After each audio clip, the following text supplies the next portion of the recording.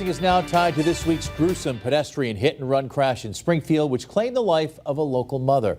Thanks for joining us for Western Mass News at 6 on this Thursday. I'm Chris Pisano. And I'm Abby Carnevale. The 18-year-old driver charged in the case says authorities up in arms and they want to make the public aware of the dangers. Western Mass News reporter Glenn Kittle joins us live in Springfield with what investigators are saying. Glenn? Yeah, Chris, Abby, local authorities are speaking out on that hit and run right here on Boston Road, where the woman was just trying to cross the street but ended up getting hit and struck by a car who was allegedly involved in a dangerous street race.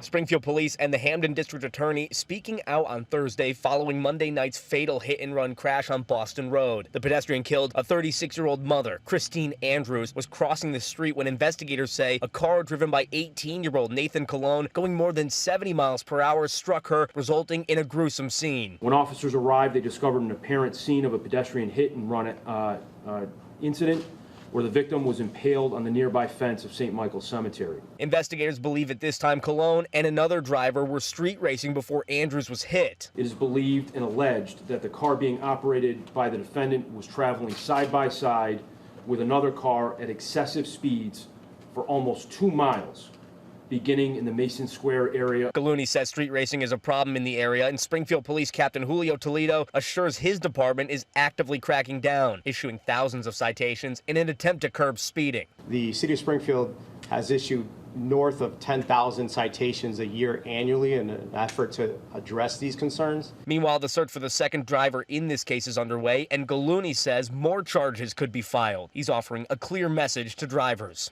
When operated at reckless high speeds, a car is a 2,000-pound deadly weapon. As we have seen here in this horrendous crash, a car can do great harm and have tragic consequences on innocent people. And in this case, causing unspeakable grief for Andrew's 16-year-old daughter, who spoke with Western Mass News in the hours after her mother's death. I was lost for words. I didn't know what to do. The Hamden District Attorney's Office reports 36 vehicular deaths have happened in Hamden County this year. 9 of those have resulted in criminal charges. Reporting live in Springfield, Glenn Kittle for Western Mass News.